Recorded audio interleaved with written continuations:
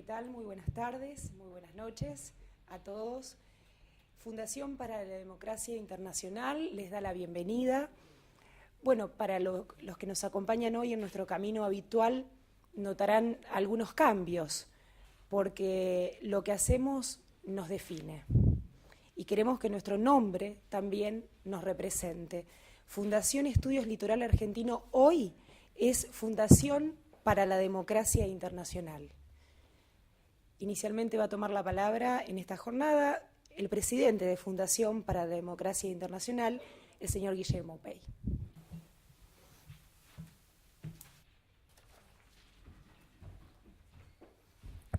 Muchas gracias, Sandra. Bueno, buenas tardes, buenas noches. La verdad que para mí es una enorme alegría que ustedes estén presentes hoy.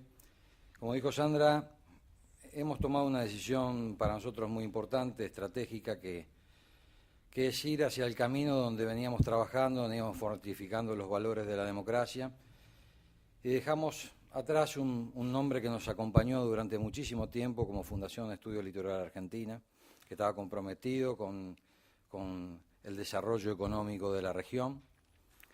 Pero nosotros hacía ya 4 o 5 años desde que yo asumí la presidencia, veníamos trabajando muy fuerte para defender y difundir los valores de la democracia con calidad institucional.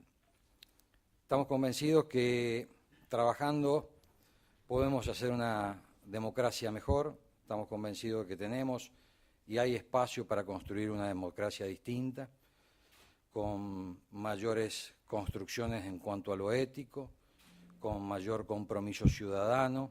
Sabemos que es una construcción lenta, dedicada, pero creo que es una batalla que vale la pena dar. Y todo lo que tenga que ver con democracia, estamos hablando siempre de lo que tenga que ver con inclusión. Inclusión, para nosotros, es una palabra clave en la construcción de la ciudadanía. Y como sabemos, la justicia para nosotros es una de las columnas vertebrales de la democracia. Sin justicia no podemos pretender tener paz, sin justicia no podemos pretender igualdad, equidad, inclusión.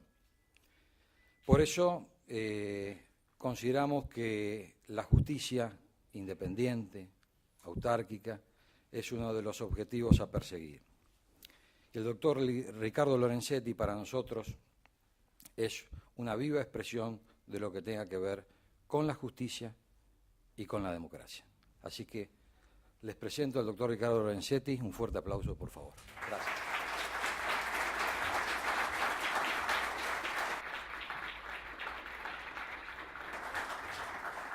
Bueno, buenas tardes a todos. Quiero agradecer muy especialmente a la Fundación,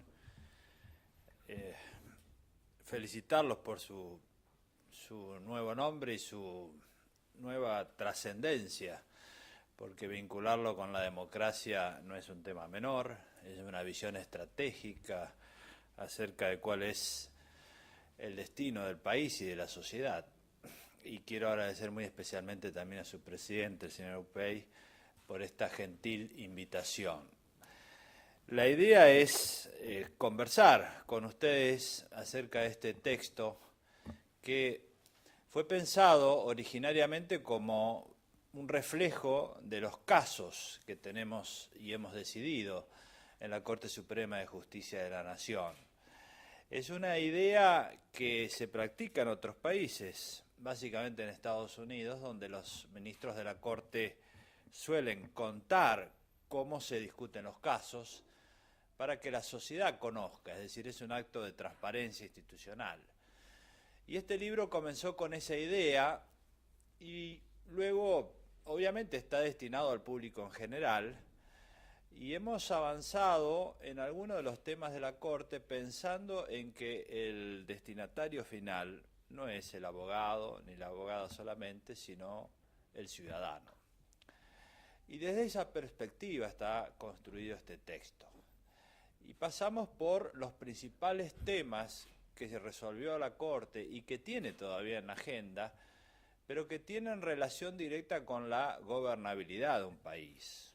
Por eso esos temas son cómo es el derecho a la vivienda, cómo es la discusión sobre el ambiente, cuál es el equilibrio que existe entre el rol de las mayorías y el rol de los poderes judiciales, que son contramayoritarios en un Estado de Derecho, cuál es el equilibrio que existe entre distintas visiones acerca de la libertad de expresión y la protección de la privacidad.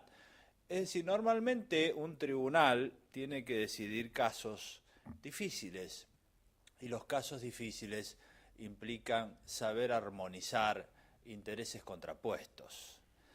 Esta fue la idea, y por eso el texto recorre esos casos, explica los supuestos concretos, cuáles son los debates centrales que hemos tenido, cómo fueron resueltos y las consecuencias de esa decisión, porque básicamente cuando uno toma decisiones en un plano de gran responsabilidad, como es una Corte Suprema, un Poder Ejecutivo, un Poder Legislativo, en esos casos siempre tiene que pensar cuáles son las consecuencias de las decisiones que toma en el plano macroeconómico. Es decir, que este libro cuenta un poco desde sus orígenes cómo trabajó la Corte Suprema en los últimos años.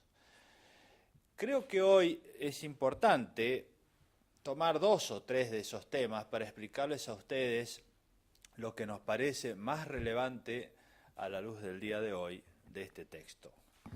Porque también en el día de hoy hemos asistido a la encíclica papal, la primera encíclica del Papa Francisco, que se refiere a la casa común, cómo cuidar la casa común. Y una gran parte de lo que este texto de la encíclica papal dice, también es lo que dice la Corte Suprema y este libro. Tenemos una gran coincidencia porque es hacia dónde va el mundo. El Papa no habla solo de la protección del ambiente, sino de la gobernabilidad. Y los casos que hemos relatado en este texto también hablan mucho más que de una cuestión judicial, hablan mucho más de la cuestión de la gobernabilidad global. ¿Hacia dónde vamos? ¿Cuáles son los grandes temas que tenemos? El primer aspecto que uno suele discutir en la gobernabilidad es la idea del consenso y del diálogo. Todos hablamos de la necesidad de un consenso sobre algunos temas básicos y del diálogo. Pero la declaración sobre el diálogo es nada más que una declaración. Los consensos nunca se producen. La historia argentina muestra una fractura de los consensos. Una fractura que ha comenzado hace muchísimos años, prácticamente en nuestros orígenes entre unitarios y federales.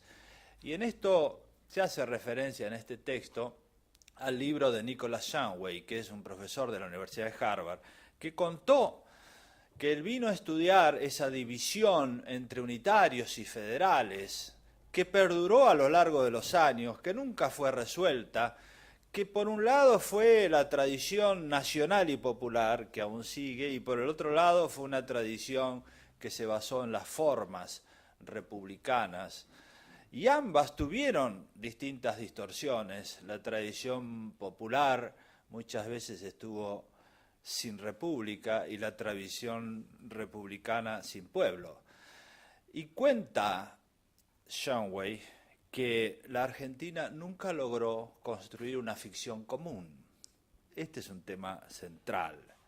¿Por qué nosotros hablamos de diálogo y de consenso y nunca lo logramos? La realidad es que tenemos que pensar en los mecanismos por los cuales se llega al consenso. El consenso no es que todos estemos de acuerdo en todos los temas, sino que es la posibilidad de que tengamos lugares de encuentro de visiones entrecruzadas. Esto es algo de lo cual habla el Papa hoy. El Papa, que tiene una autoridad central para definir un dogma, es decir, él puede decir la Iglesia dice que esto es así, opta por no decirlo y dice debemos escuchar las diferentes opiniones de la comunidad científica. Esto es un cambio de visión muy grande, porque en el mundo de hoy no podemos pensar de manera descendiente, que es nuestra cultura. ¿Qué quiere decir la manera descendiente? Nosotros hemos tenido una larga historia en la cual teníamos el rey, el virrey y luego el presidencialismo excesivo, en el cual pensamos que las decisiones descienden de un lugar y van hacia otro y solo nos resta cumplirlas. Esto es posible en una sociedad homogénea, como era la del siglo XIX, pero ya no lo es en un mundo complejo, multicultural, difícil, dinámico, donde hay visiones diferentes, que el Papa comprendió perfectamente en el día de hoy. No lo es porque si nosotros sostenemos una visión que desciende y se aplica a la sociedad, eso se aplica a una parte de la sociedad. El resto, que opina de otra manera, va por otro camino. Esto yo lo aprendí de muy joven en los congresos de derecho donde asistí y todos estábamos de acuerdo. Entonces yo decía, ¿dónde están los que no comparten esta visión? Bueno, hacen otros congresos con otras conclusiones. Y así estamos. Las oposiciones no son simultáneas, sino que son sucesivas. Y eso lleva a las oscilaciones pendulares. Vamos para un lado un tiempo y para otro lado otro tiempo. Y estas oscilaciones pendulares también impiden las políticas de Estado de mediano y largo plazo. Es muy difícil pensar el largo plazo, programar y pensar los grandes objetivos del milenio, lo que vamos a hacer dentro de 100 años, cuando sabemos que vamos a ir de un lado para otro conforme las oscilaciones de los tiempos de la gobernabilidad actual. Esta idea es distinta de la otra idea o modelo ascendiente, del cual hablamos en este libro por experiencia propia. El modelo ascendiente parte de la idea de escuchar a todos, como dice el Papa hoy. Escuchar las diferentes visiones y de esas diferentes visiones encontrar los nexos en los cuales coinciden, construir sobre la base de lo que nos une y no sobre la base de lo que nos separa.